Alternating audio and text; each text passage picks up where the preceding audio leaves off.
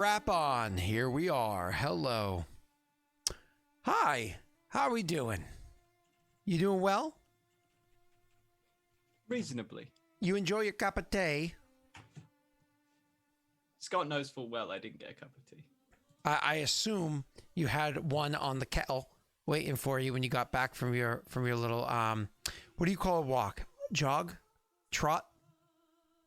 What do you? Well, I mean, I would call it a walk. That's why I called it a walk. But if I wanted to be posh, perhaps I would have for an afternoon stroll. It's funny the way he says walk. Is even though it's W-A-L-K, it sounds like W-A-R-K, like war. You know? Like, oh, I went for a war. Like, whoa. Is that a trot around the colonies? Is that no? Neil, I miss you. We don't go around the colonies, dude. COVID. Oh, I apologize. Yeah. I think actually, jokes and everything aside, are all of the I don't even know if you guys call them colonies anymore because of the Commonwealth, right? Aren't all of those individual countries doing better than the UK because they're more sparse? They tend to be anywhere that was a colony. Yeah. Or in any part of the Commonwealth. They still get the Queen on their money. It's like an island. Yeah. So yeah, they do better off the fact being a small island. Like Britain is obviously an island, well, but I also mean like Australia and Canada, and there's like 2 of them in Africa, I think. There's also in Australia, your population density is a lot less. Yeah, that's what I was saying because they're rather sparse. They're rather like and also it's warmer. Even in winter right now, they're like, "Ew, it's 16 degrees. How chilly." No, they're not. They're like, "Cool, I'm freezing me fucking tits off." 16 degrees. To be fair, when it's 16 degrees here, your tits will freeze off. yeah, but we use like something that's interpretable or useful. You use colony. We use freedom. I know. C and F. Yeah. Oh yeah. Freedom. Yeah, freedom. That's what we use. So remember how you were talking about how the colonies, how they're generally doing better with COVID because there's much larger places. People are able to space out a bit more, so COVID's kind of a bit under control. It's not the case here. Yeah. We're like, we're big land. You still have, although you have, if you took all the land, low population density probably, because you have such huge swathes of land. You still have massive population centers, and then huge swathes where there's no one but a 60-year-old farmer and his collection of guns and a few cows. The cows are multi-purpose, though. Let's not get into what the purposes are on Twitch.tv. It needs milk and meat and cheese. Get your mind out the gutter, chap. Cheese indeed. So, making fresh butter. You gotta try that butter. Make that cheese. So, what are we? Oh yeah, we're playing a game. We're playing a game. Jesus, Norway, why are you so violent lately? And leather, like whoa, it's flay the beast while it's still living. Oh Jesus. He's desperate. Like you can tell that DJ Mycin is his creation, right? He desperately wants him to die. He's actually playing it in the background right now, but he's like played with the equalizer level, so it comes off like that bastard Raerin deserves what he gets. He just has it on repeat downstairs in his house all the time. Just it's like deserves to die, deserves to die, deserves. Oh man. Awesome. Okay. He's listening to us. Violet, the color. We're talking about the color violet. Yeah, we're talking about Mycin being the color violet. It's a violet mushroom. Not you green. You're totally not violent. Nope. Not at all. Wait, Norway's been waiting for this for 6 seasons? You know what's about to happen, right? You've seen enough tentacle slime stuff. Oh, it is a session of tentacles and slime. Oh yeah. Are you ready, Neil? Yeah. Let's go. Hentai time. Oh boy, actually, don't I have that as I do? I have a button that's called hentai, and I click it, and that's what happens. Yeah. Why did you set that up? Because, it's fun. Wait, you have a button called hentai, like on your stream deck. Does it say hentai? It's on my stream deck. It's in my Streamlabs chatbot. Just like I also have welcome. Is it like power? Visible? Is it like visible on your screen? Yeah, let me snip it and send it to spoilers. Sometimes Rory's down there on your lap, and you're like, "Do you want to say hi, Rory?" And she's like, "Daddy, what's that button say?" And you're like, "Hello." No. This is hello. She can't read yet. We're good. Here you go. I Of course she can read. She definitely doesn't listen to you, though. I loved it the other day when you were like, "Say thanks, Rosen," and she was like, "Yeah, whatever, Dad." Yeah. And then Britt was like, "Say thanks to Rosen." She's like, "Thanks, Rosen." It's because I make her say, to be fair though, it's because I make her say thank you to everybody all the time. I'm like super, say thank you for that. Say thank you for that. Say thank you for that. Like show appreciation. You motherfucker. Zoomer. So oh my Lord. So yeah. No, I so it's for her. It's like, oh, Daddy's making me say that stupid word again. All right. So let's get the game. Let's get the game started. Just before we get started, just one final thing. Sure. If you kill Raerin here, I will go back to that stream and I'll find the name of the teddy bear that you sleep with, and that will be the name of my next PC. Hold on, are you referring to Patches? Yes. Sure, what the one that my grandma gave me? Yes. I love Patches. Yeah, I know. Do you want me to go get him real quick before we get started? Yeah, go on. All right. Yeah. All right. I'll give you a second. You say hi to everybody. You guys they miss you. Patches? Yeah, I'll go get Patches. You definitely should have sold that up more. You should have been like, well, if maybe there's a hype train, I could get Patches. No, I'm just gonna go get Patches because I ain't scared. I'll be right back. 1 second. So this is the plan here. I'm gonna get him to get his childhood toys out. I'm going to get him really nicely grounded in his past where he's happy as a child. And then when it comes to the time where the slime is thinking about disciplining Raerin, Scott's going to be in this sort of childish, happy mind space, headspace, and Raerin's just going to sail on through. So that's how it's going for Raerin.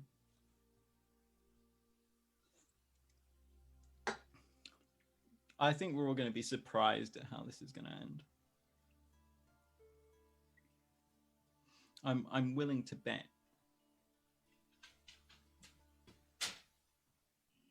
Yeah, I love how you can hear him come in. It sounds like the pitter patter of a little doggy, doesn't it?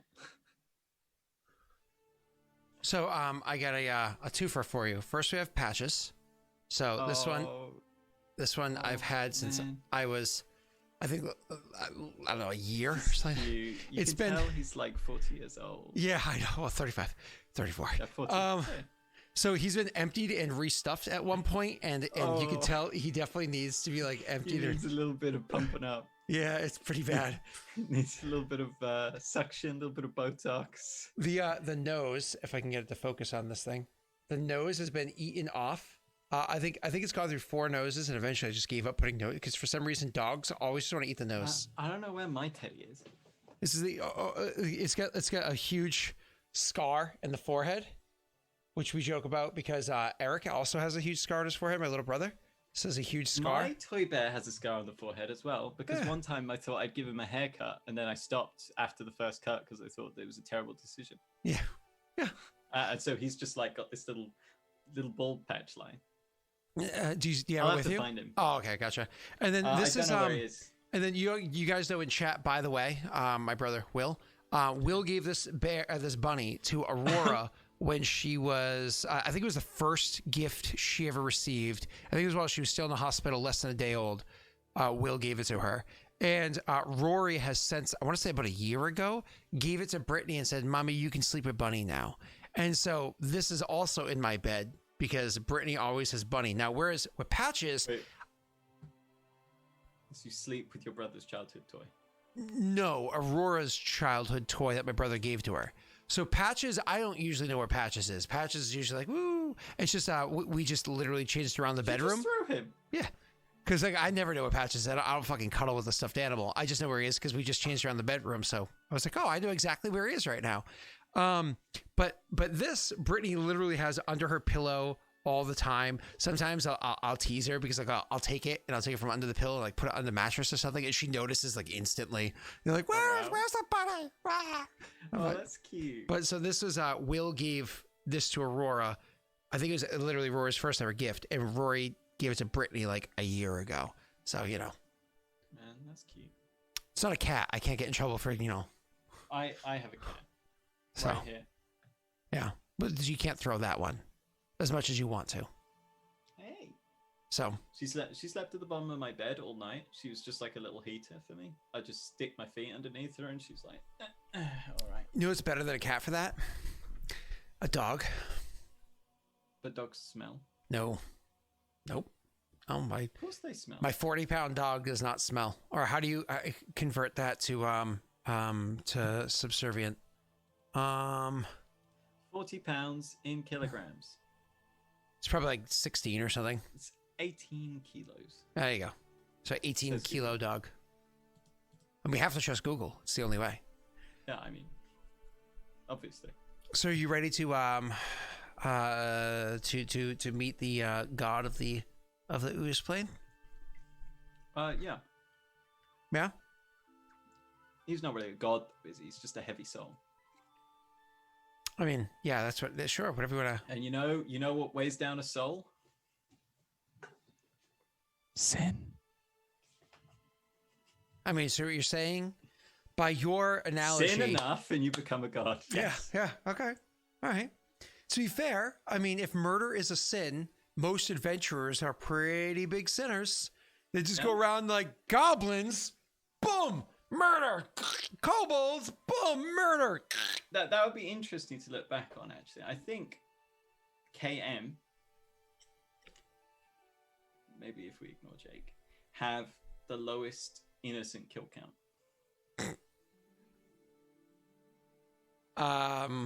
So souls don't count because they're dead, and wars don't count because you can't really classify soldiers in innocence. Okay. Okay. I'd be interested to see outside of that. We've had like some skirmishes with bandits, etc., but not many. I don't know if we really want to get into this. I mean, I suppose what I'll give you is this: there is there was the barnbecue that happened in RC, and there was the magical explosion, the big like nuclear kaboom in Thronekeeper. That was like that was Laszlo only. Really. This is backstory, but that was it. Other than that, we've been in wars. Yeah. What do you mean? There was the barbecue, and like they randomly stabbed people on barges and boats for no reason. Oh, nobody's defending RC here. Nobody's defending RC. And don't TK just like hunt people down and break all their fingers just in case? No, not at all. I'm fairly certain they do that. No, they did that to one person because he was a mage from the Arcane Congress and not necessarily a good person. I've never broken all the fingers on the mage of an Arcane Congress no, as much as I might have wanted to. You just trade tens of thousands of souls. With a devil. So, speaking of trading souls... At the behest of a demigod. Not only is it devilry, it's godly as well. So, speaking of trading with souls... the Plague Lake. In fact... That wasn't them, though. It comes through Plague Lake. Oh, no. That wasn't them. The fact that it was brokered, proxied by a deity. Fairly certain we could just call this a divine pact. Are you trying to argue you're a warlock? Can I just get a few free levels of warlock, cleric, whatever? Dude, 3.5 warlock. I won't lie. It's pretty cool. Like, it has limitations, but if you find your path within those limitations, it's a lot of fun.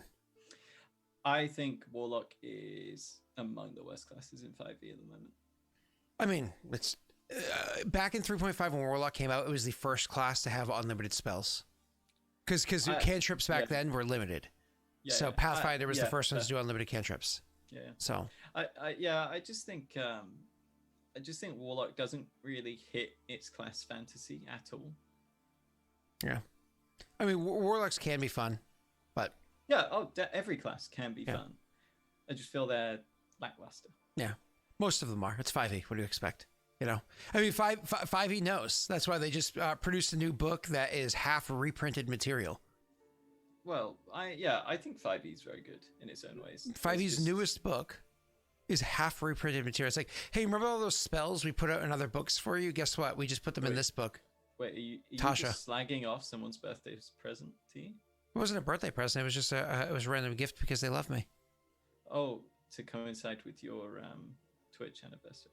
Yeah, Twitch anniversary. That's right. Well, they were just being very sweet, and half the book is great, and I appreciate the gift. That doesn't change the fact that Wizards of the Coast needs to step up its game. Damn, Scott. Huh. Maybe you should go work for them. Contract. That sounds nice. Letter. I don't know if they'd appreciate my honesty though. Let me spell check the letter first.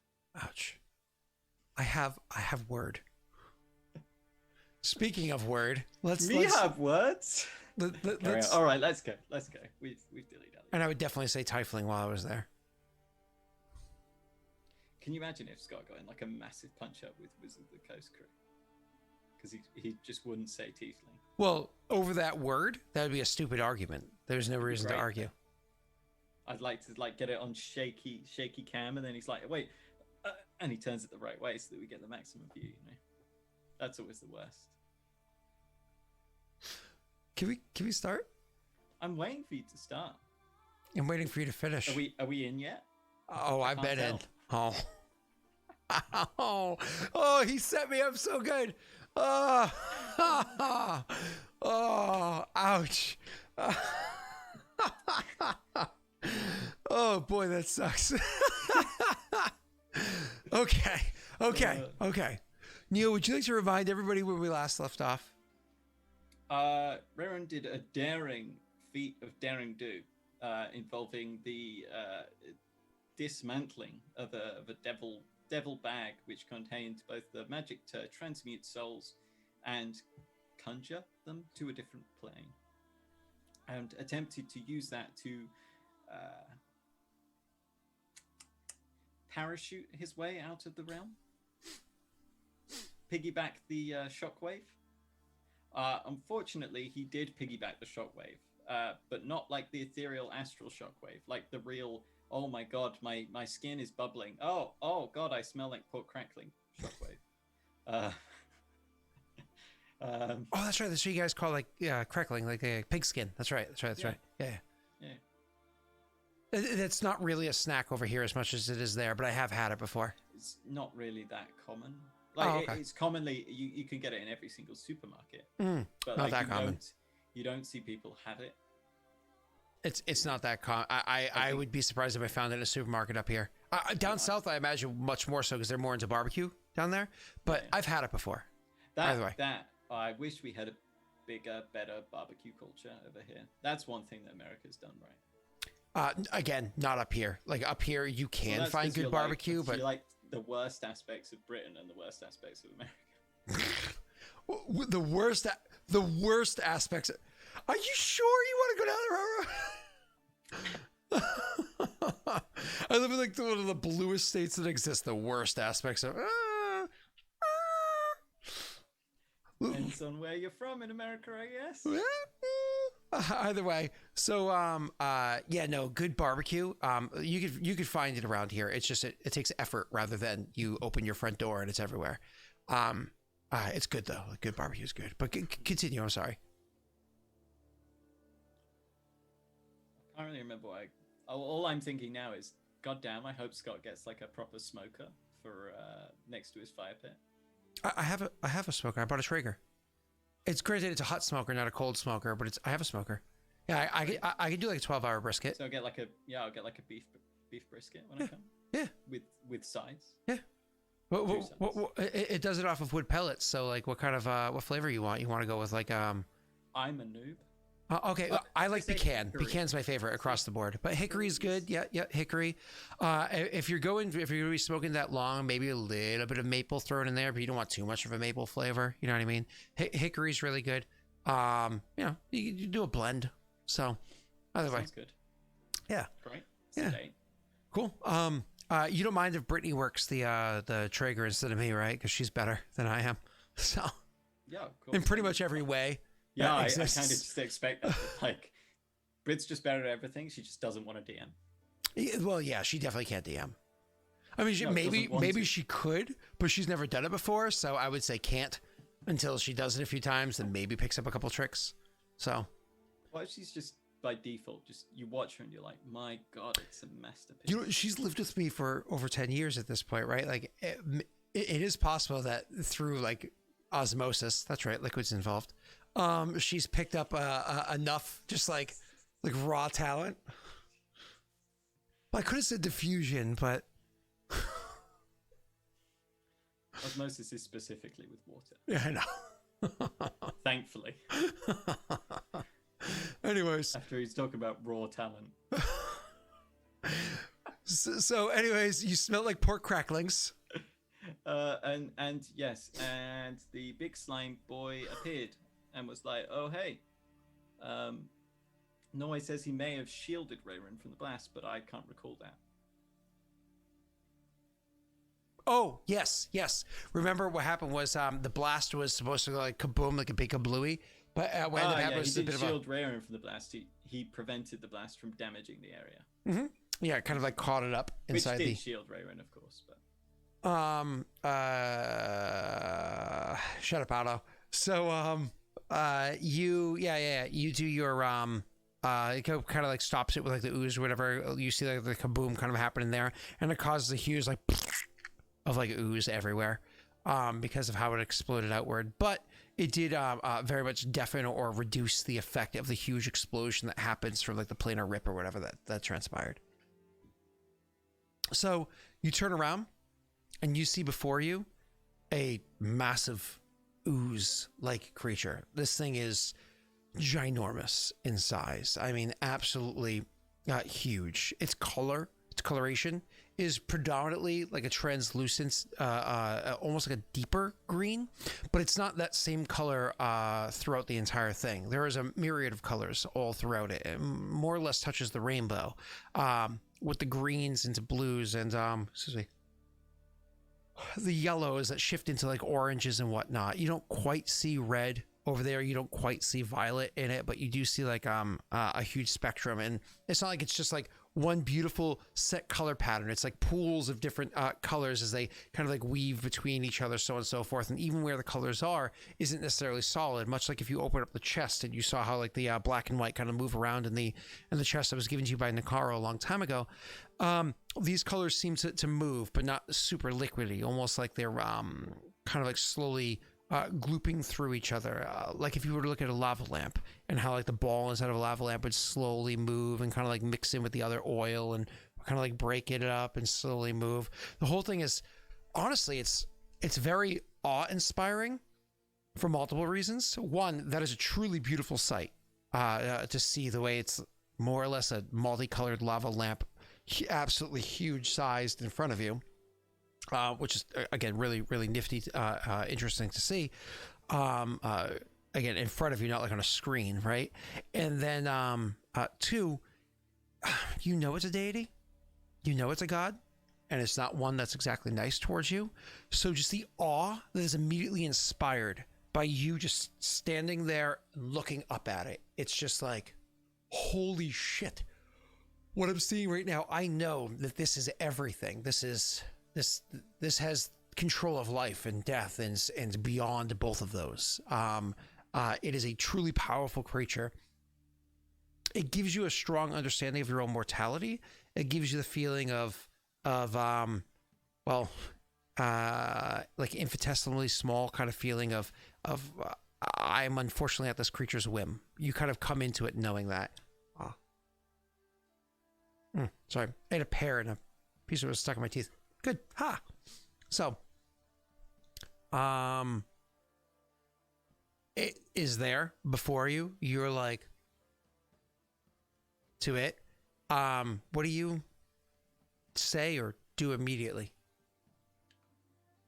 I think Raerin would. I mean, he's just sustained a whacking great amount of damage. He's wounded, and then he's met with this sight.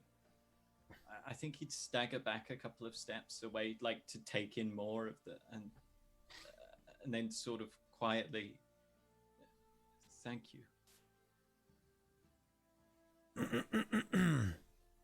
The big, gigantic, like blooping creature before you, just stays there, doesn't move, aside from like the almost like sloshing effect, because it's not like a lava lamp inside of a jar. It is itself gelatinous.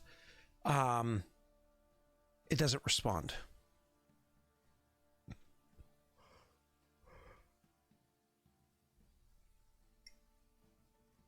You can understand me, I'm sure.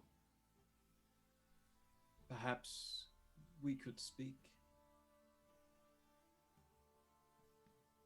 It doesn't respond. He'd like give it, I don't know, like 20 seconds. Mm-hmm. He's not. And then he'd say, you brought me here for a reason. You could have me killed. You could have had me killed on the top of that ziggurat. But you didn't.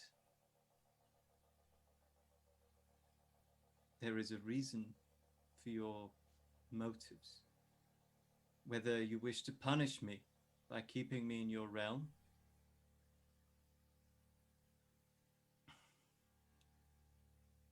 but I hope that we could at least talk.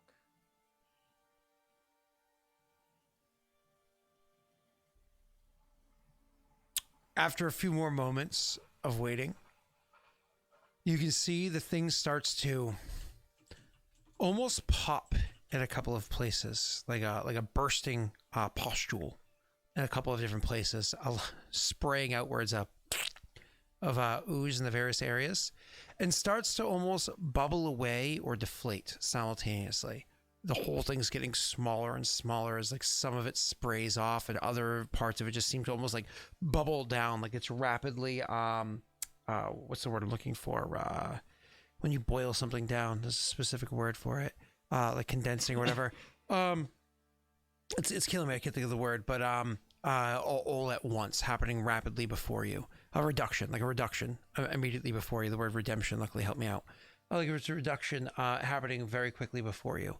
And as it condenses down and gets smaller and smaller, eventually it takes on a vaguely humanoid ooze form with no set features of face, eyes, jaw, anything like that. Vaguely humanoid form that's still goopy, slurpy, so on and so forth, before you. And its size is not terribly small or large, a little over 6 feet in height, if you had to guess, but even that's not consistent. You know what I mean? It's not standing there like a 6'5" looking sad, like they have no friends, like Anno, right? Like it's like kind of like fluctuates slightly and whatnot. So you as you are standing there, kind of like watching this happen, you can't get out of your mind, like seeing how this incredible mass is condensing down into this.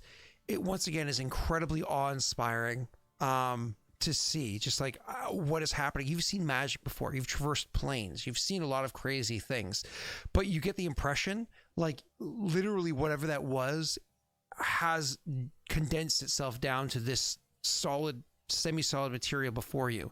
It gives you the idea of I'm like almost afraid of how heavy that thing must be.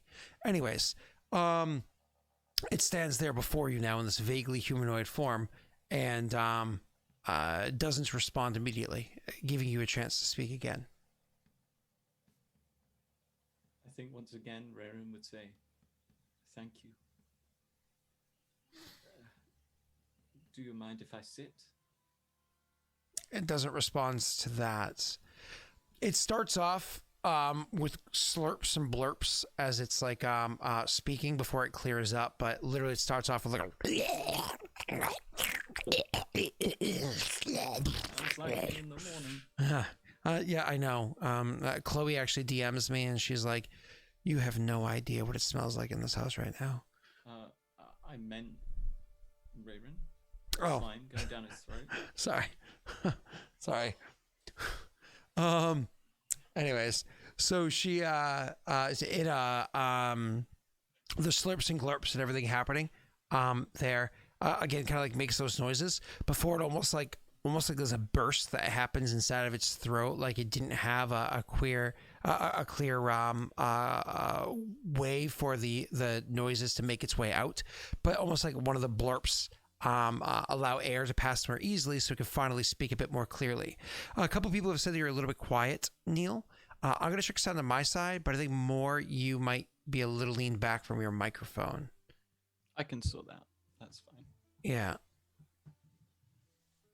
I'll adjust you louder on my side, making sure the music doesn't get too loud.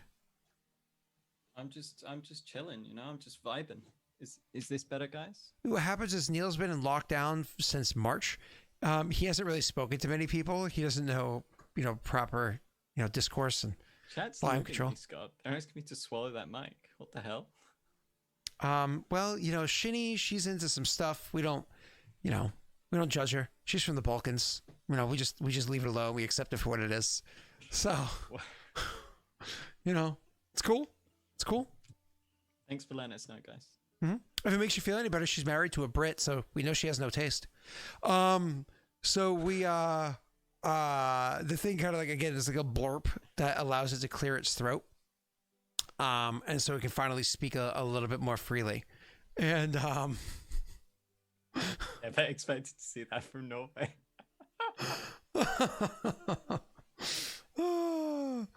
Anyways. You can see if you watch that back, you can see the exact moment that I read what Norway has said, and my eyebrows just go whoop. So funny. So you it says to you, what will you do to return what you owe? How will you pay for your sins?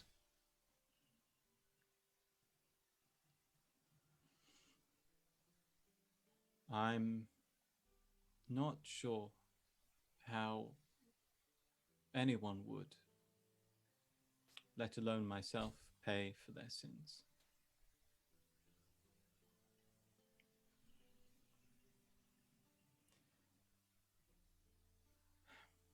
Ignorance is not innocence. I did not know that those souls belonged to you, to your plane.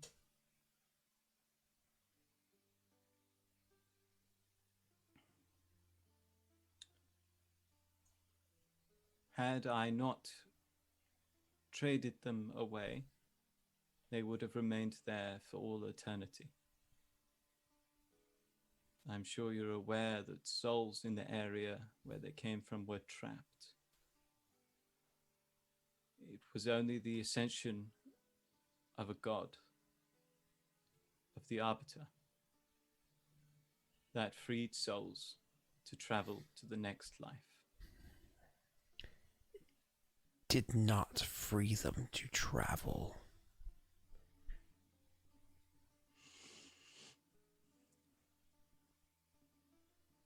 I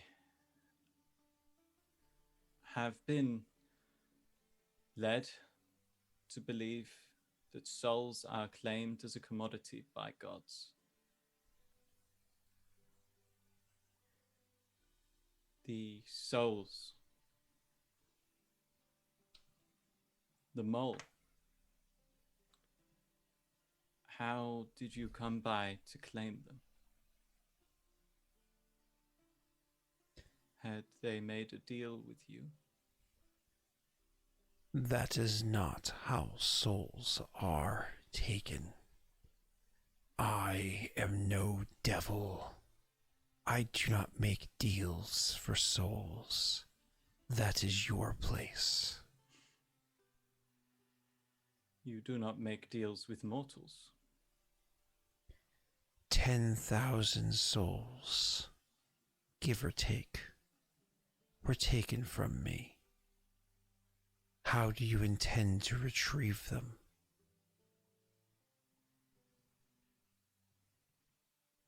Do you desire the souls that were lost? That and more.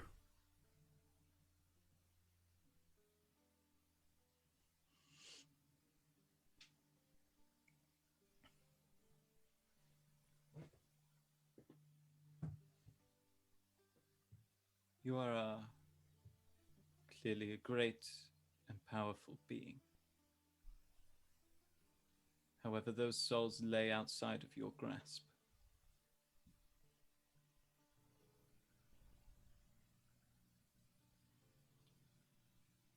If you cannot obtain them, what hope do I have? They're outside of my grasp because you have made a deal. That deal has taken them. I want what is mine. Dues must be paid.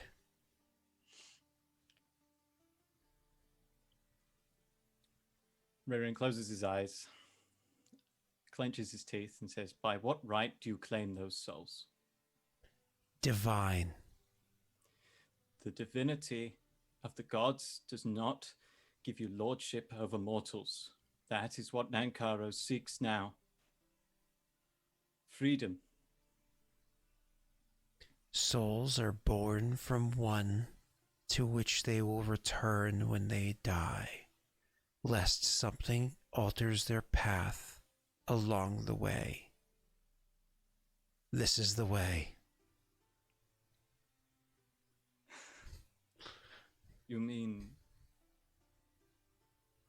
all of those souls, all of them, had an affinity for your realm? From birth, almost all of them did, yes. And by death, they were all intended for this place. And you have taken them from me.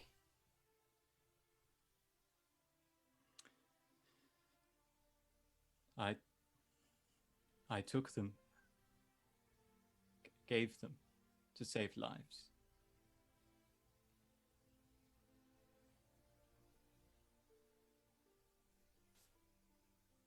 I will not regret saving lives. Those lives are of no interest to me. And that is where divinity fails. Beware of your tongue, mortal. I mean no offense.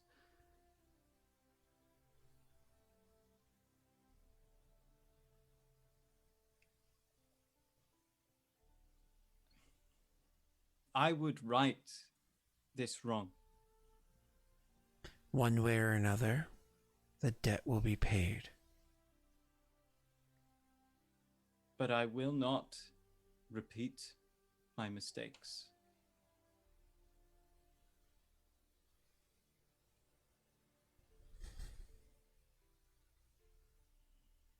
I once traded souls. You are right. It is a sin that I fear rests upon mine own.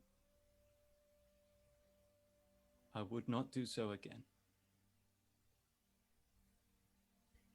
And so you have your opportunity to right what you have wronged. What will you do to correct this? Although it may not be mine own to give, I have clearly done you a disservice. I did so knowing that there would be consequences. I will not claim souls for another. I believe they should be free. Free to make a choice. The choice that I would offer to you. My services in life and death, as they are, I will attempt to make restitution. I don't need your service.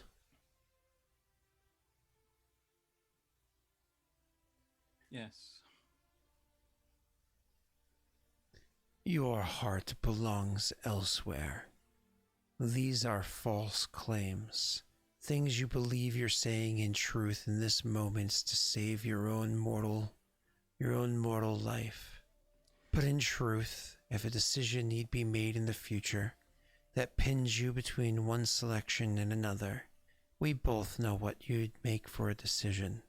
I am not willing to make deals with a mortal. You think I would not make a sacrifice that I forced upon others? You think me that great a hypocrite? Yes.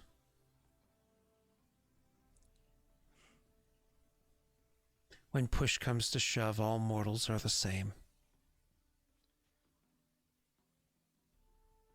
Only in death do you have value. You are wrong. And the Arbiter will cast those of you who believe that down. A losing war. The Arbiter cannot win. And upstarts that will either be corrected or removed, as has happened before. He is right. You should know that. But you don't. Because you view mortals as a commodity. We're merely cattle to be slaughtered and harvested for souls.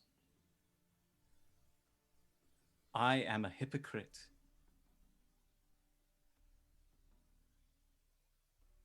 But at least I will acknowledge my own faults and sins.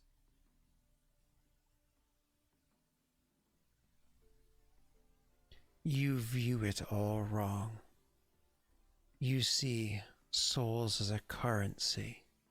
That's not how it works. Everything around you, everything you see, this is all comprised of the material souls are made out of. When a soul arrives where it eventually lands, the soul rests for a time, maintaining a small semblance of what it once was. And eventually, that breaks down. It breaks down to its baser material, the material with which the plane that you stand in is created. Not just this plane, but all planes. And from that material, you have the land, the water, and the creatures that exist in that plane. Each soul is more than just a commodity, a cattle. It is everything. Each plane that has more is more. That is how it goes. And there are dues that must be paid so structure can be maintained.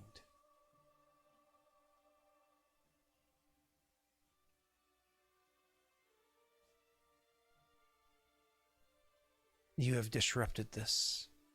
You have taken the souls that were meant for this place and given them elsewhere. You have shifted the balance into the hands of those that one might argue are evil. They stand against what is the natural order.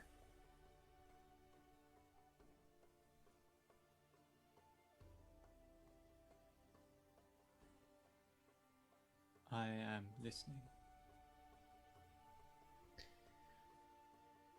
You are listening, and you are learning your fate.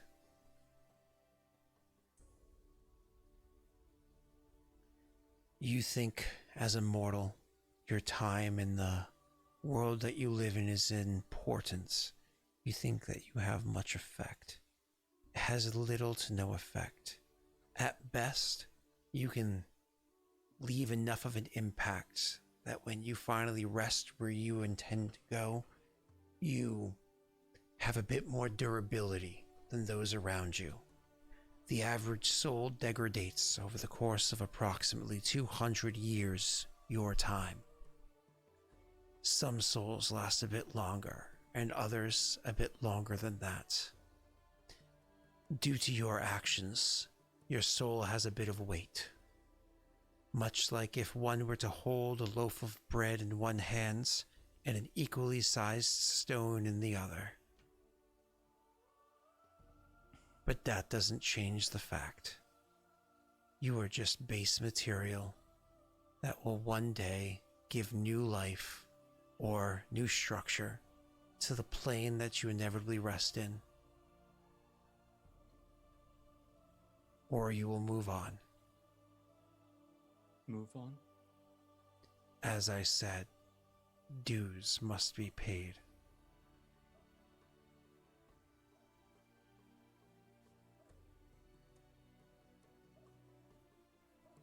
I fear I cannot agree with you fully, but I am more aware of my own ignorance on the matter. How may I save those that I moved?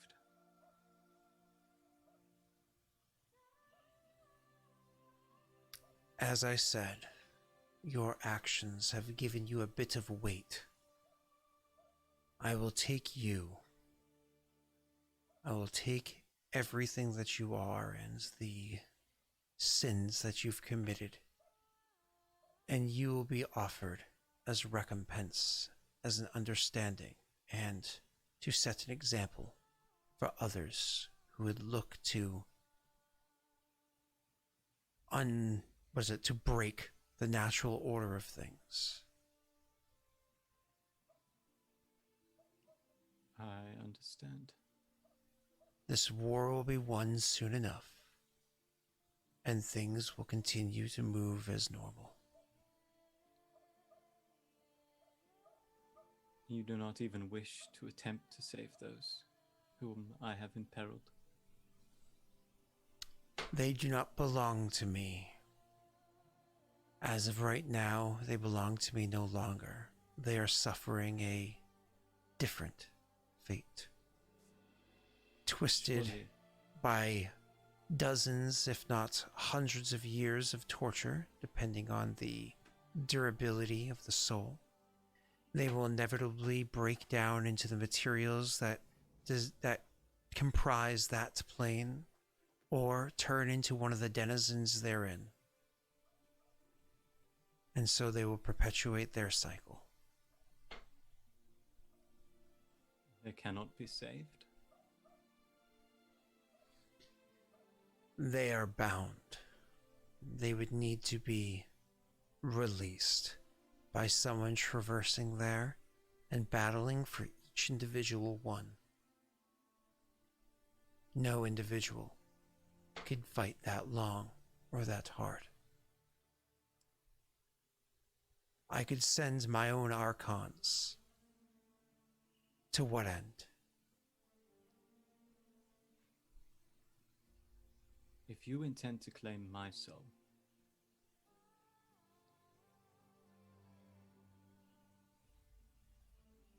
then perhaps I could free as many as I could before that.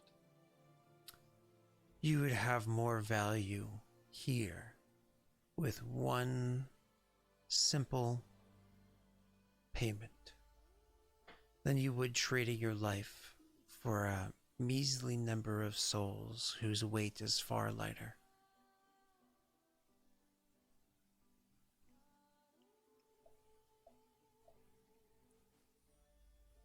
And don't forget, Raerin, there's symbolism.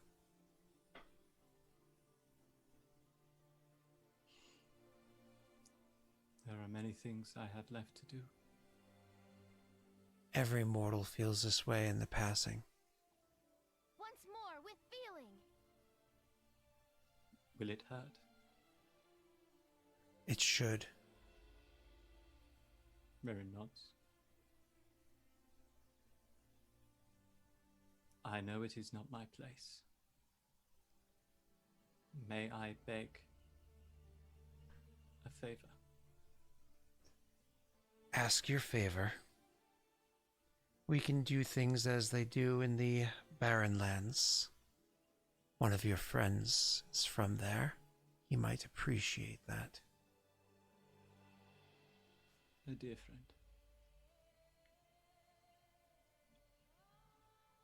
would you see that my sword is returned to the keep upon my throne? It has symbolism. It carries a portion.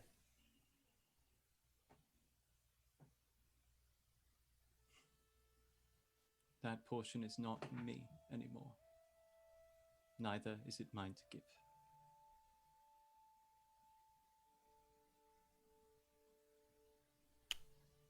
It will be returns there, but I will first collect what is mine.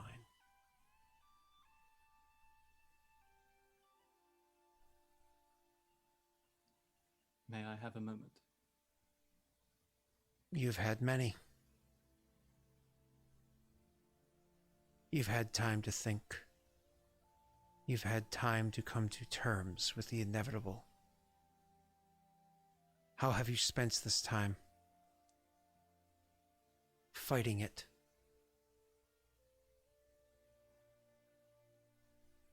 Even now, your mind is reaching, looking, searching for another way. Perhaps if I... What it means to be mortal. And fortunately for you, you will no longer have to suffer that condition. And there are moments, of course, to be clear, but the humanoid-esque form, I know how I described it beforehand, but it does look about as sad as Anno does. It really does look kind of disappointing. It starts moving forward towards you, very quickly closing the gap between you. But like I said, there is a moment there.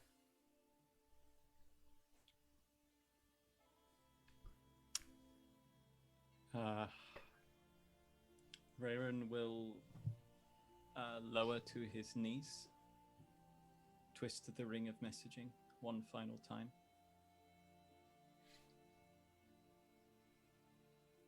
And try to send a message to one.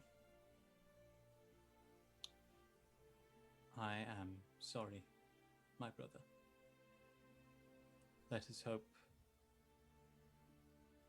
you are free. Your final chains are broken. And then he'd slip the ring off and place it on the hilt of the sword. Place the sword to the side of him and close his eyes. As he takes a step forward and the thing kind of like washes over you, you can feel like the big like force, and it's heavy. Holy shit. This ooze is like made out of liquid bricks. You know what I mean? Like cement or some shit. It washes over and it hits you with like such incredible force, like bone-shattering force, which sweeps you up as it's kind of like its volume is growing once again and becomes this like big ooze-like form. It hits you with like bone-shattering force, like it's so intense, you know, and you find yourself caught up inside the ooze as it's starting to billow outwards. You also see that the force hit the sword, and the sword itself actually shattered. So it actually broke underneath the blow of it kind of washing forward.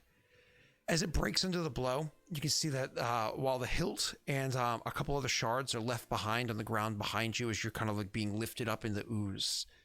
You can see that many of the shards are coming up with you and kind of like churning and moving inside of the ooze itself. You can feel the form around you. You can kind of like see it and feel it kind of like condense. Not condensing. What's the word I'm looking for? Like decompressing outwards, and then very quickly flips again and starts recompressing again, pretty quickly, pretty rapidly, as the whole thing seems to fold into itself. You can feel, because you've experienced this multiple times in multiple ways, that you are being transitioned from your location where you currently are in the God's realm, right? In the place where this thing here has absolute control of absolutely everything. You're being transitions to somewhere else. Do me a favor, because you actually are leaving the God's realm where, don't get me wrong, you're still within the God itself, but at a place where it no longer is the thing of absolute control in the meta, right? You can roll me a perception check real quick. You're the best at these. I know.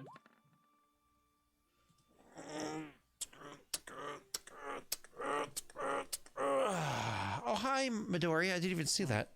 Wonder how many How rude of me. bucks I have left. Bloop it. So you're actually able to see that while you still see dripping ooze and whatnot happening from one side of the creature, the god that you're within, it's almost like you're standing at the mouth of a cave. And inside that cave, you can see the ooze gradually building up on the ground until deeper in the cave, you can see ooze all over the walls and it's dripping down and beyond and so on and so forth. Like you can see that, okay, that direction is deeper into the cave. It's deeper into the realm of the ooze, so on and so forth. But like turning your attention outwards, like I said, it's like almost like the mouth of a cave that ends on like a cliff's edge. Almost imagine like Lion King, right? Like the little, like the circle of, you know, like, yeah, I know, it's one of my favorites. It's class. Oh, it's so good. So anyways, you with the almost like that kind of like cliff sticking out of like the cave mouth or whatever, and what's around to the left of that almost like peninsula, to the right of it, above it, below it, and all beyond, everywhere the light touches, before in front of you, all you see is nothing. You see nothing. It's just, I don't even want to say black, because it's not even black. Yeah, it's you can't comprehend.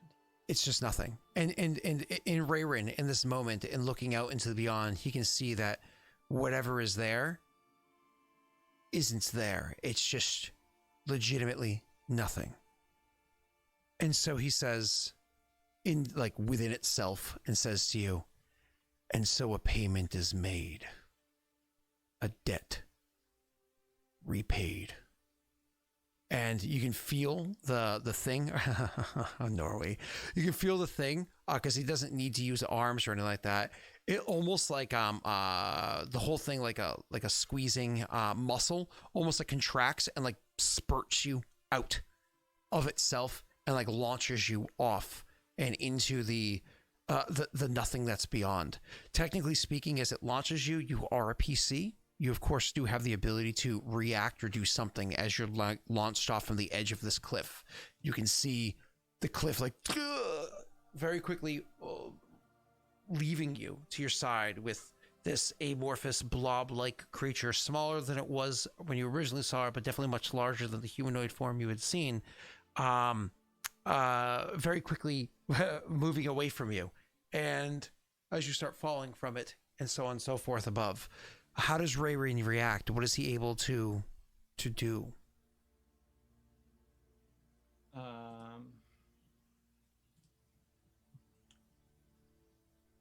So obviously, I don't know how this would work, but so Raerin would attempt to either grab or teleport the remnants of his black blade that are with him to his hand. Technically, a black blade can teleport. Yep. However, it is broken. Technically, it can't be broken while it has arcane points, but this is a god, I understand. Yep. So he would either make a grab for one, or he would attempt to use an arcane point to. And to be clear, it would only be the ones that have come with him, because he could do it from a mile away. So the problem is that does not work across different planes of existence. But some came with him in the slime. Those pieces would still be falling with you. Absolutely. Those would be with you. But the other part of it is in a different plane of existence. Yeah. He can't come. He understands. Yeah. So yeah. If you want to just like use your power, your ability to kind of like get almost one of those, like instead of like reaching out like for a blade, you almost kind of like pull your hands together. You have like almost like stacked up, like you're grabbing like a stack of flapjacks, like, and just kind of like throw your hands together.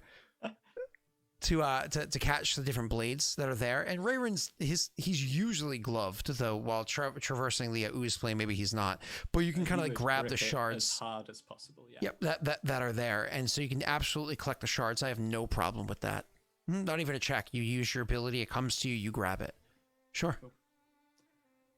He's got a few shards. He probably doesn't have that long left. He doesn't really understand what's happening. It's beyond mortal comprehension. The only thing he can think of now is attempting to, as he once did, reform the shards of this blade into a small blade that may somehow find its way back to his people. Does he have a means of doing that? Or are you talking about like in the future? Gotcha. No. Well, this is that would be a callback to his initial interaction with the Black Blade. Mm-hmm. Was that he reforged it in his his mind? Yeah. He is a piece of it as much as it is a piece of him. So he's just holding on to it. Is this something he's attempting to do right now, or is this something he's thinking, I will deal with this later on? God. I mean, he'd attempt it now, I suppose, because he doesn't know how long he has left. Sure. Then you are welcome to... This is also an ability that is beyond his control. Okay. So you are welcome to try to do that. Go ahead. What would I roll? Originally it was a will save, I believe, to try to do that. Sure. Nice. Brilliant. Roll the fat 6. Did you want to try to luck that, Neil? I'm not sure it will make a difference. But fuck it, I might be dying. 16. Woo! Cool. So, yeah, it's one of those things where you can feel that you do have the ability to do this, but maybe not now. Maybe not. Like, it's one of those, like, you can feel it. And fortunately, or unfortunately for Raerin, whereas before he was stuck inside the plane of ooze, now he's just falling and falling and falling into nothing. Oh, no. Into nothing. Go to the hells. That's not good. That doesn't sound good. And falling. Doesn't sound good at all. Can he planar infusion himself while he's in this ether space? Sure, he could try. He's going to try it. So I think the only planar infusion you could do is negative energy. Yeah, it is. Yep. So you put this infusion onto you, and you're like, okay, this will protect me from negative, right? Except what you're dealing with here isn't negative. As he's falling, and time passes,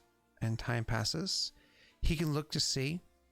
It almost looks like the edge of who he is, the fine lines on the outside of his arms, his legs, his knees, whatever he can see, seems like they're getting a little bit more translucent. Almost like they're slowly starting to fade away. And every part of him, as he continues to fall and fall, is fading a little bit more, and a little bit more, and a little bit more, and a little bit more. It doesn't look like any bits of you are flying off. Doesn't look like there's any pieces falling. Doesn't look like you're becoming mist or goop or any other material, just fading. Just fading.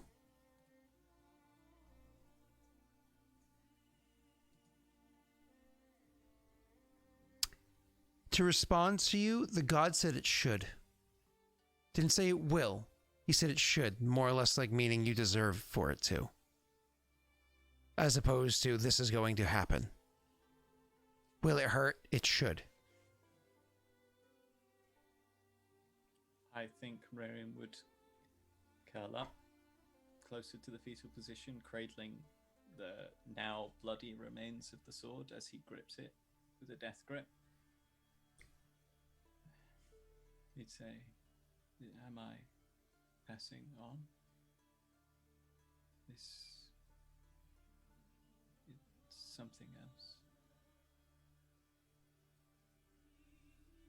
You can feel the old minds, the old peoples, the old everything that were inside the blade, the former bears.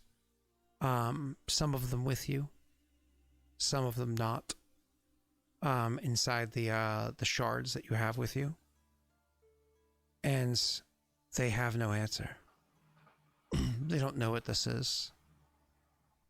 Nobody has any idea what this is. Raerin would... Tired. Oh, so tired. Oh, so tired for so many months. He's been in the slime plane, not able to sleep properly. He's been at war. He's been political intrigue.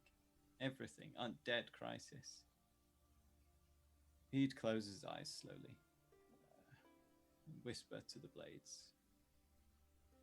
I'm glad I'm not alone at the end. He continues to fall. Continues to fade. And with that, we will end your session. So next week we're going to have Jake and Tash. It's going to be fun. Lots of stuff happening. So what class should Patches be? Patches? Oh, let's see. A name like Patches? I think like a fighter. You know what I mean? Like Patches is fighter. It's like a nick or like a barbarian, like a nickname from all the different friggin' like wounds and like stitches and whatnot on them. You're like, hey Patches. Hey, what's up, man? Like, hey Patches, bring it in for a hug. Hey, what up, buddy? How you doing? Yeah, you know. Oh, that one? Yeah, a fucking wyvern got me. It's all good though. I'm fine. I see where you're coming. Right? Yeah. Like I met a succubus once. She had a bit of demon in her. You know, she almost bit my dick off. It's all right though. What the? Decapitated her. It's all good. I guess one of us almost lost our head, and one of us did. You know, like I can see it. It's not where I would have gone with that, but hey, I like it. I'd have gone for like a goblin that's permanently under a patchy cloth like ghost outfit. Because, you know, I need to go full meme upon you. Did you just disintegrate Raerin's soul? I can't answer that question. Unfortunately, Of course you can. There's more story related stuff that needs to come out before that question could truly be answered. Man, what do you think the other boys are going to do? There's... Their entire purpose for living was Raerin. There was stuff that God said, as well as other things hinted across seasons of campaigns, that I can't answer that yet. I maybe, and I'm hoping in the next few sessions here in Kingmaker. Really, I should have totally broken my lovely character RP and just when Raerin was inside that god before he got shot out, just drop trow, take a shit. Into the abyss.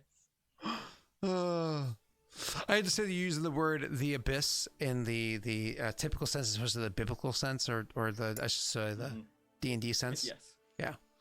But just so there's no confusion for a large space with nothing. Yeah. An oubliette. So place for forgetting. I only know what that is from Labyrinth. Lightless oubliette. Raerin's gonna come back as a roided out devil, guys. Oy vey. Oy vey. So, again... Am I gonna get to play an imp?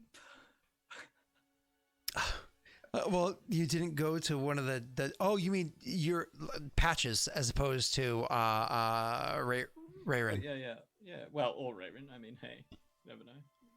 So again, I really wish, like, obviously you guys know I like to be like, I want to share stuff. There's some info so I'd love to Raerin give you. Speaks like this, so it would have to be Raerin like this. That's Raerin the imp. Raerin the Jesus. Like, hey guys, well, listen, I just wanted to make a deal. Norway will lose his reason for living if he doesn't have this hatred. It's all that keeps him going. Oh man, imps are so small. I could totally see him being like, hey Rena, you're one tall glass of water. Jesus. I'm just saying, get me a straw. Oh, wow. Oh my god. I know, right? Both overly sexualizing and bad for the environment. What the fuck? What if he uses a metal straw? Which, let's be honest, he's an imp. Of course he uses a metal straw. Metal straws are also terrible for the environment. They're only good if you use them many times. Obviously. That's the entire purpose of a metal straw. You don't just have one and then yeet it. Unless you're American. I mean, don't get me wrong. Brittany and I, we have purchased metal straws. We always forget to use them. Sure. Always. Rena, it's in my car. How do you put up with him? This sexist boomer? How do you deal with him on a weekly basis? Excuse me, that is quite the accusation. I am not a boomer. Wait, no, I said that backwards. I understand now why you murder so many things. Like you're just driven into a blood frenzy by Scott, and then you can't help but kill innocents, children, burn them all to death in a barn. Hey ho.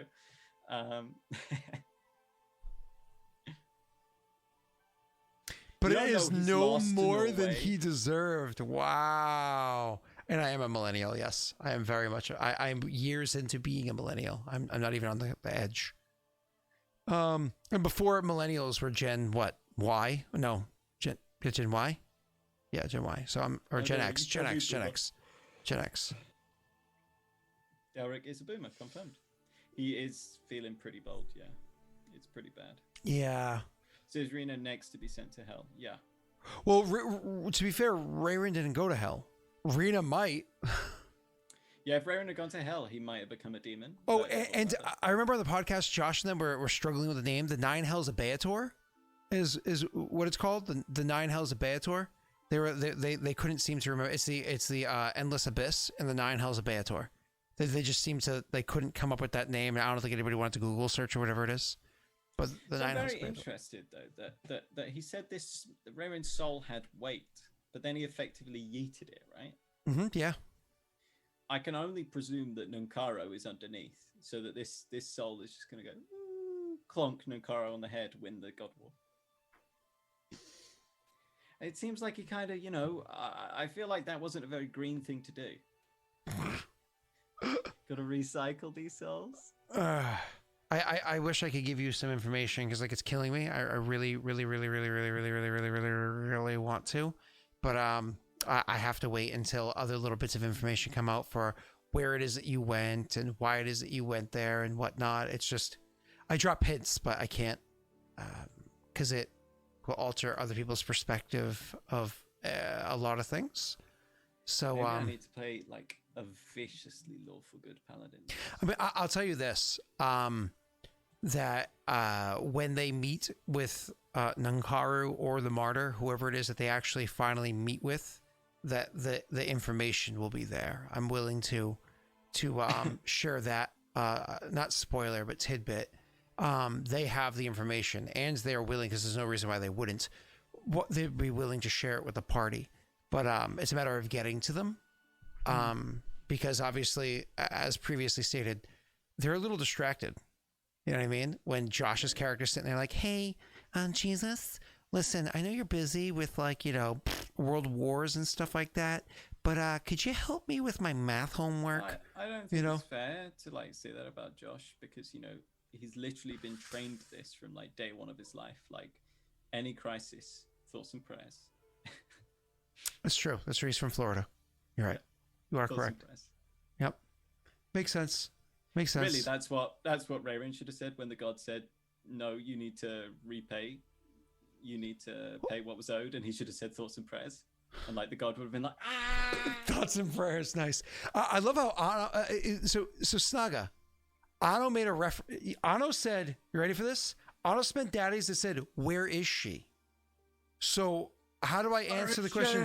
Where is she? She's tied to oil drums inside of a factory somewhere, and Batman has to make a decision: do I save Where's Rachel, or save the other guy? And he goes for Rachel, and the other guy becomes Two-Face. And then Two-Face flips a coin. They do bad CGI, but the acting is still good. And then boom goes the dynamite. I don't. There's your answer. So Scott, live on twitch.tv. Your friend is tied to an oil drum. Mm-hmm. So is Brett. You're saving Brett. We're not giving you that option. Yeah. You save Brett. Yeah. but you've also got you've got a pistol on you because you're not Batman, and you think actually maybe I need a gun when I'm taking down the bad guys, and I can save everyone's lives. I'm also American. Gun. Yeah, I mean, you're born with one, right? Yeah. Well, no, that's not true. It's the doctor uses the gun to entice you out of the way. Yeah. He just shoots the umbilical. No. It's just the doctor holds the gun to, and the baby's hand like reaches out and grabs, and then they just like pull the, you know what I mean? Oh, this is how you're born. You ever notice we have hearing problems over here? It's because of celebratory gunshots. Bum, bum, bum, bum. Woo! Like, yeah, we got another one. I can't remember what I was going to say. Yeah. He specifically said, tell me more. Where is she? That's specifically, he hasn't asked a more specific question than where is she? I didn't say I'm not willing to answer a question. I just don't know how to answer the question, where is she? If that's just a meme from Batman. Like, I told you where Rachel is. What other question you got? That was it. And so you've got a gun on you because you're American. Yeah, okay. Do you A, leave your friend to burn to death, or do you B, shoot him? So you're saying I get there, it's too late, they're absolutely suffering, so on and so forth. Yeah, and he's going to burn to death because you're choosing to save the other one. Depends on the friend. No. To be clear, some friends would rather, not be alive after something like that. And some friends would rather keep the fight. They'll survive though. Yeah. Well, no, true enough. But some friends would want the opportunity to continue trying to live, and some would want to go. So it depends on the friend and what I know. If I don't know for a fact they'd rather be dead, if this hasn't been like previously discussed ad nauseum, then I would try to save them because you have to default to life. Wearing like skin tight black bodysuit and a cape. So they probably want to be. I mean. Oh God, Scott's like Catwoman in my mind now. Oh, let me get it. Oh God, take it too long. It just came out of nowhere. It just snuck upon me. Wow. Wow. Hey now. Wow. Oh, it's terrifying. I hope this makes you guys feel better after my character was just obliterated from existence. Seeing this in the back. What are you drinking there, Scott? Some beverage. I don't know. It's a bottle with like I never watched that. white liquid in it. I never watched that movie. What do you got in there? Yeah. I have no idea. But to answer Anno's question, Anno, you want to know more about the campaign? Okay. Tell me more is the big one, right? As opposed to the other one, which was the daddy's thing. Was tell me more the bigger option? I think it was. I think that's how it worked. Somebody's supposed to tell you a lot. Noise admitting in chat, his best hope for a deer was Raerin.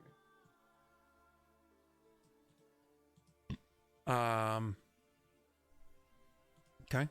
So let me answer this question for Anno about the new campaign, because you might be interested too. In the last few minutes that we have, and then we could then I have to go to work. It takes place in the Barrenlands. There are 3 PCs. One of those PCs is Josh. Another one of the PCs is also inside one of my current Aurorum campaigns. The third one, y'all bitches have never met before. The game is going to be taking place, as I said, in the Barrenlands. It's taking place in the past. It is a GURPS campaign. It's taking place only slightly in the past because I want to give them an opportunity, because it's a kingdom building campaign where each of them are running their own clans in Kajinxi, technically in Kajinxi, where each of the campaigns are. Hi, Brittany. How are you? Hit him, Britt. Hit him. I'm giving away secrets about the new campaign. Beat him. Oh, right. Neil got right on his nose. Get him. Neil got yeeted into you remember your favorite movie, The Never-Ending Story? Remember I don't know what The Nothing? Like, all I knew was Neil. Do you remember The Nothing? The Never-Ending Story. It's The Nothing. But The Nothing was really just like outer space, because that was the best way they could depict it in the 80s. Neil more or less got yeeted into The Nothing. It might be a yeeted, like discarded, thrown, tossed, like ew poop. I mean, more he was What? you know, it was like The god of the ooze plane. it was like a visceral jizzing, really. Yeah. Ew. It was the ooze plane did it. No, he's making it a visceral jizzing. That's what he said. He didn't say Ivan ooze. Everywhere. Everywhere. Sorry, if you're gonna do an Aziz Ansari reference, you have to go up several octaves and get nasal. Everyone. Hey guys, I'm friends with all famous people. Oh, Neil wanted to see Patches, so I also showed Bunny. Yeah, its name is Bunny, right? The betrayal. Yeah. Is that the one Will gave her when she was like a couple days old, or like a day old, or whatever it was? It is. Okay, cool. I'm not crazy. Yeah, Patches needs some love. Yeah, Patches. You can see in his eyes every time Boomer is said. Like it's like a slight flinch. He's like. So Otto had spent 10,000 daddies to make me answer questions about this, and then you came down and delivered a breakfast to me. And so as long as I stay here talking to you, I'm not answering Anno. And I'm it's a strict time limit between now and when I have to go to work. No, don't go anywhere. No, Anno, one of the PCs is from KM. We're gonna be mean to Anno. We're gonna be mean to Anno. No, we got to give him his daddy's worth. No. How am I feeling now, Norway? Well, it's kind of you to ask. I'm sad if this is the end for Raerin. But it was an appropriate end. Like he was always willing to pay the price. What's a messy one? He's just sad, I think, that he wasn't able to do everything he wanted. Like he would have liked to get Adir properly off the ground, as it were. You know, wanted they've to get hatched, Jaden pregnant. they've hatched out of. She probably can't even. I mean, you know, negative plane energy, technically dead, sort of. Yeah, I think Raerin would have liked to leave things in a better state, as it were. Probably doesn't want his legacy to be the guy that pissed off Peridel and then never appeared again. I mean, one, for the fact that it causes trouble for the council. And on the other hand, you know, it's embarrassing that people might think he was assassinated successfully by Peridel. Come on.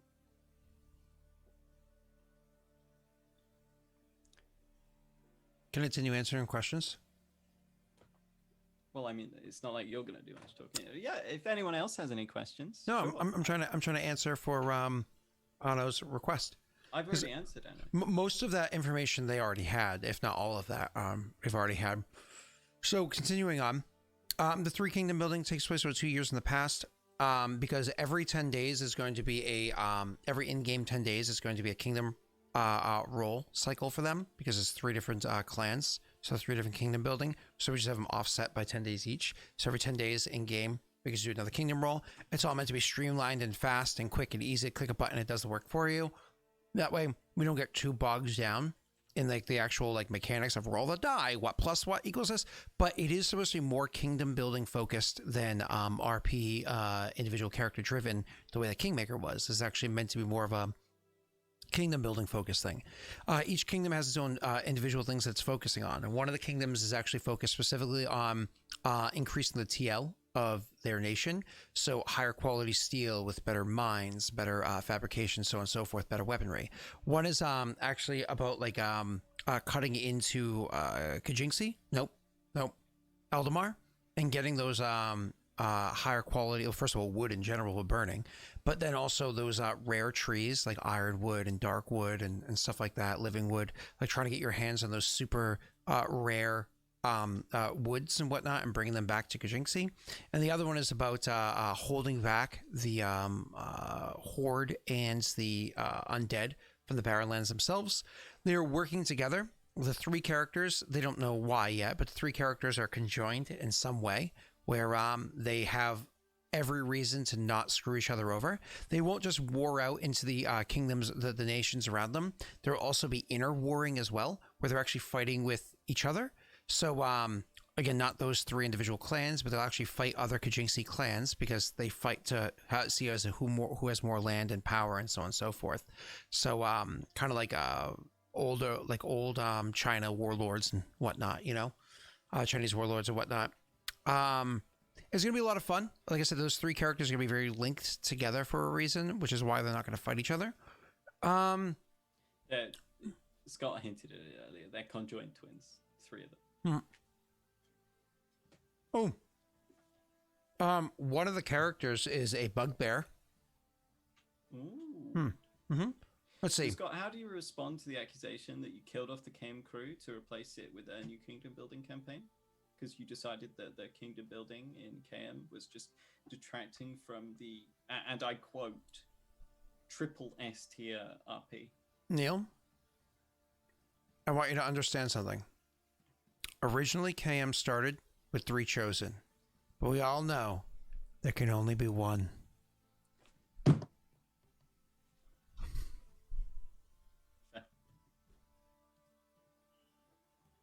Yeah, you're welcome. We'll fight Paradel on the beaches. We don't have any beaches in Adir. I mean, like, maybe a lake beach, but I don't think you really can call them beaches. It's kind of weird.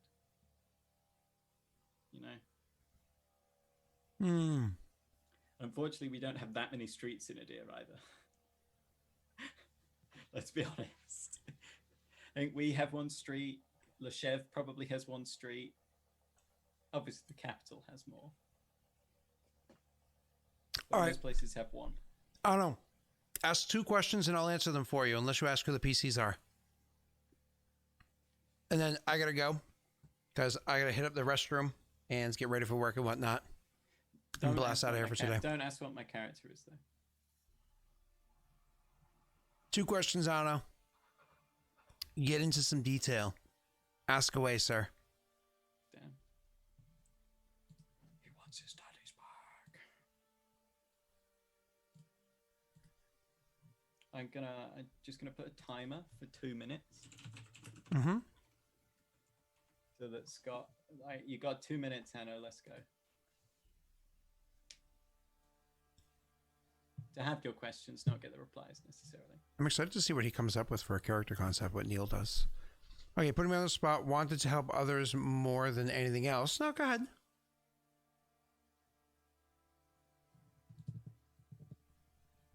You know, the sad thing, I never got to innovate anyone.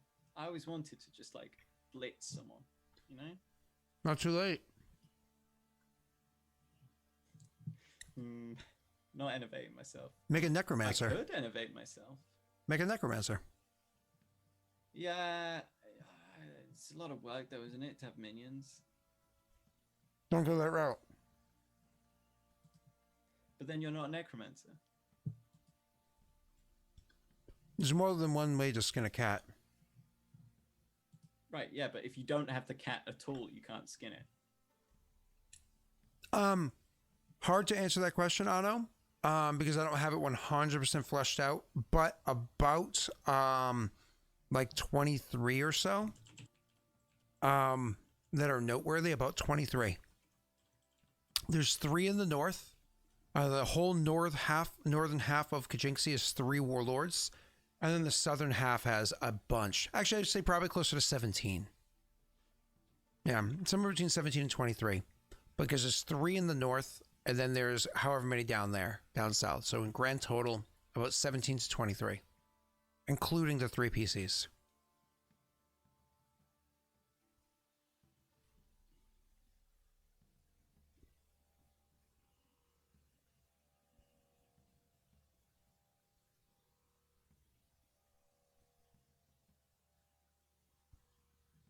And Neil, is there anything you want to say before we get out of here and he asks his last question? Please deposit all your heartfelt tributes to Raerin into the Kingmaker spoilers chat, please. The less meme, the better. I want some really heartfelt sad cat images in there. Oh my God, Raerin! Anno, he's asking for a sad cat gif inside that spoiler chat. Anno, Raerin's sad cat Scott. gif. You know what to do. Evil guy, redemption arc, and then he goes out fades away. Boom. Damn. What a great character. I should have done a terrible Vegeta voice for him the entire way through this. Oh God, that would have been painful. Like, Kreska! That was. I can't do a Vegeta voice. It's too obnoxious. It's really, it truly is an obnoxious really voice. Bad. I'll try it when we're offline. I can't do it. I'm too self-conscious. I'll answer that question. You're going to see a lot more of Eldamar. A lot more of Eldamar. A lot more of Eastern Paradel, and a lot more of Northeastern Barren Lands, as well as a ton of Kajinxi. That whole area. The whole idea is to really start showcasing two new nations and really start giving an idea of what the Barren Lands are like for those that aren't in that Patreon campaign. Does Kajinxi even have a king? Mm-hmm. Well, yes. The ruler of Kajinxi is like the head warlord or king. Mm-hmm. Mm-hmm. He's the warlord of the biggest clan. All right. I just don't have the name set up for it yet because I haven't come up with a name that I think like sounds badass enough. I come with a lame name like Anno Zoker or something like that, but it just doesn't sound Karak enough, you know? Just name and Neil. Bye, everybody. Have a great night or day or whatever time of day it is for you, wherever you are. Enough? Fine. Neil Luck. Bye, everybody. I'm Bye, guys. going to go to work all day. I'll see you tonight, 10 p.m. EST, Lost Initiative. Bye. Remember our ally to make him sleep.